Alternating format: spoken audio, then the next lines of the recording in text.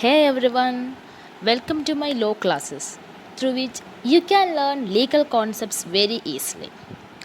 I'm going to explain some legal concepts in very simple language so you can easily understand the same.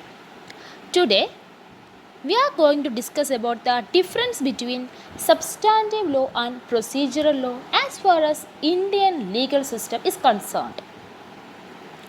First, we must know that basically law can be classified into two categories. Okay, first one is substantive law and second is procedural law, as you can see in this picture. So, substantive part of law establishes the rights, duties, and liabilities of individuals. Procedural law establishes the method, practices, and ways in which a court proceeding takes place. So, a little bit confused. Don't worry, let's discuss them separately. Okay, that will make you understand better these concepts. So, first we are considering substantive law. In layman's language, substantive law is what all things a person can do and cannot do legally. So, these laws are laws which defines what can or what cannot a person do in accordance with legally. Just recollect that I said you earlier that substantive law establishes the rights, duties, and liabilities of individuals. Now, I will explain it to you. If a law gives that we must do something, then we are obliged to do that. We must do that, otherwise, we are legally liable for not doing that thing which law says that we must do. Same as if any law says that we must not do something, okay, we are not allowed to do an act, a thing, then we must not do the same, because if a law prohibits something and we are doing the same act which is prohibited by the law, then we must legally answerable for the same. So now I think you can understand or connect these things. I will explain it further. It creates and defines right and liabilities. That is, if a law says that, as I said earlier, if a law says that we must do something or we must do an act, okay, then it creates a liability or a duty upon us. That is, we must do that particular act. Okay, if we are denying to do that, and by our denial we are denying the law itself, we are denying to obeying the law. Okay, so I think now you understand the point. If let's say another example, that if another law says that we must not do something, okay, and we are doing the same, if we do the same, it causes some harm to another person, so that law creates a right on that another, that third person, to move legally against us. I think you understand the point. I will give an example that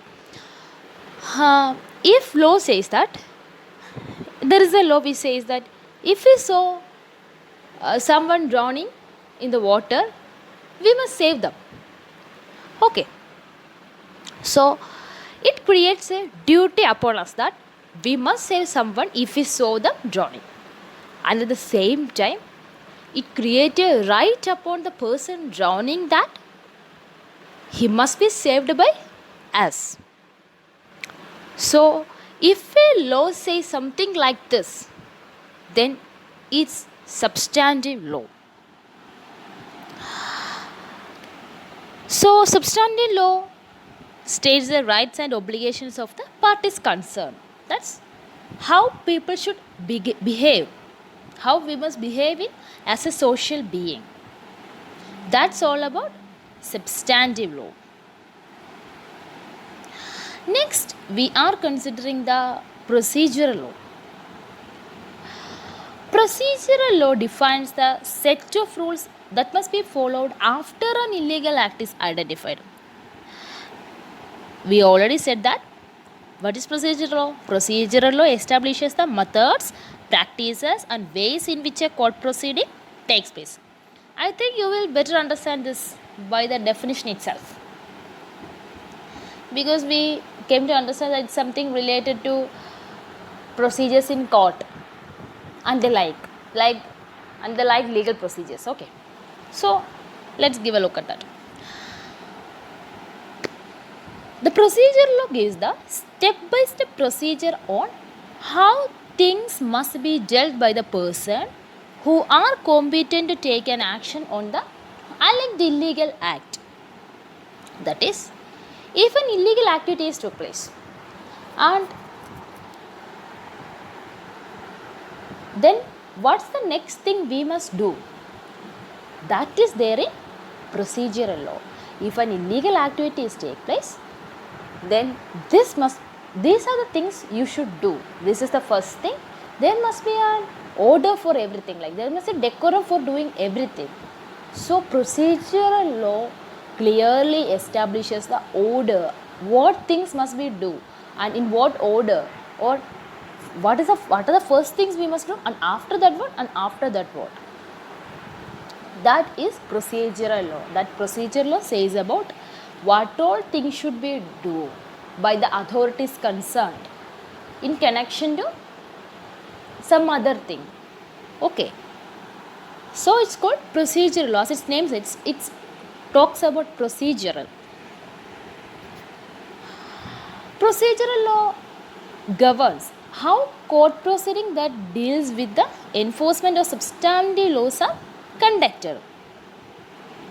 That is, it gives a step-by-step action plan on how the case is supposed to proceed in order to achieve the desired goal. That is, there is an example of a criminal offence. There is a decorum for doing that. First, we must file an FIR. Okay. So, in cases which needs FIR, from FIR to punishment stage, what all things the court and authorities concerned should follow. Procedural law is a law that specifies the practice, procedure and machinery for the imposition of rights, duties, how a case flows. That is, in a simple sentence, we can say that how a case flows from its beginning to end. That's all about procedural law. So, now let's consider an example, and with that we can understand the concept very easily. IPC and CRPC are two important courts dealing with criminal procedure in India. As we know, IPC defines some rights and liabilities and also prescribes some punishment for the wrongdoing. Okay. On the other hand, just look into CRPC. It just gives the procedures that must be followed after an illegal activity as defined IPC or any other criminal law occurs. Okay, so from this we can conclude? IPC is a substantive law as it defines right, liabilities, punishment and the like thing. And CRPC is a procedural law as it gives the procedure to be followed. Suppose that a murder occurred. Okay. The first question here is that how we can know that a murder is happened? That's by legally. Legally, how we can prove that a murder is happened? For that purpose, we must look into the IPC. Yes, IPC defines murder and its elements.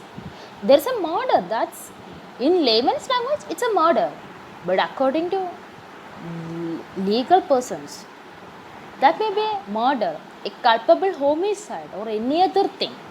Okay, so that there is a clear cut definition for each and every term in IPC. So we can figure out that act by looking into the elements. If the elements are present in the act, then that is that particular act as defined in IPC. In section 300 IPC, it defines many elements for a murder. So when a murder happens, we must look into the elements. If these all elements are present, then it's a murder. So if it's a culpable homicide, we must look into section 299E4. Is this if all elements in section 299 are present, then it must be culpable homicide. So that's procedural law. Okay. So we must look into IPC to know whether the elements of the murder is satisfied. Then we can confirm that a murder is happened. But there exists the next question. Now what to do? First question is, how we can know that a murder is happened? How we can come to know that this is a murder? That's answered by IPC. Then the second question is, what to do? That for that purpose we must look into CRPC, because CRPC gives that. It gives a procedure for doing the same. Let's say an example, if a wrong that requires police to file an FIR, then it start from the FIR itself. Say example of murder, start from the FIR.